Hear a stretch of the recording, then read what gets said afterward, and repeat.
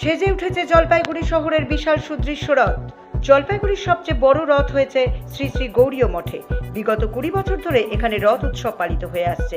এই রথ দর্শন করতে জলপাইগুড়ির বিভিন্ন প্রান্তের মানুষ ভিড় জমান রথযাত্রার দিনে। আগামী 7ই জুলাই রথযাত্রা, আর সেই উপলক্ষেই এখন জোর কদমে চলছে রথের সৌন্দর্যায়নের কাজ।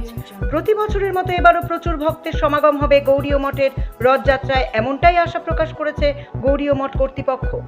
হ্যাঁ, গত দিবস 22শে জুন শনিবার জগন্নাথ দেবের স্নানযাত্রা থেকে শুরু করে জগন্নাথ দেবের রথযাত্রার প্রস্তুতি শুরু হয়েছে। সেই জগন্নাথ গৌরীয় মঠ, ওল্ড পুলিশ লাইন, জলপাইগুড়ি থেকে আগামী 6ই জুলাই শনিবার গুন্ডিচা মন্দির মার্জন জগন্নাথ গৌরীয় মঠ থেকে সংকীর্তন যোগে গিয়ে যোগমায়া কালীবাড়ি, যেখানে গুন্ডিচা মন্দির জগন্নাথ দেব 7 দিন অবস্থান করেন, সেইখানে গুন্ডিচা মন্দির মার্জিত হবে।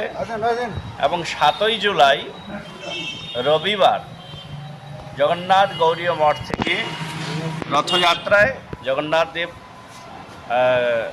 রথে অবস্থান করবেন এবং গুন্ডিচা মন্দিরের উদ্দেশ্যে রওনা হবেন। কত ভক্ত আশা করছেন এই বছর? ভক্ত তো আশা করছি সম্পূর্ণ জলপাইগুড়ির বাসী সকলেই এই অনুষ্ঠানে আগমন করবেন। প্রতি বছরই বহু ভক্তের সমাগম হয়, অগন্তিক ভক্ত, যেখানে গণনা করা যায় না। এবারেও সেই আশাই আমরা করছি।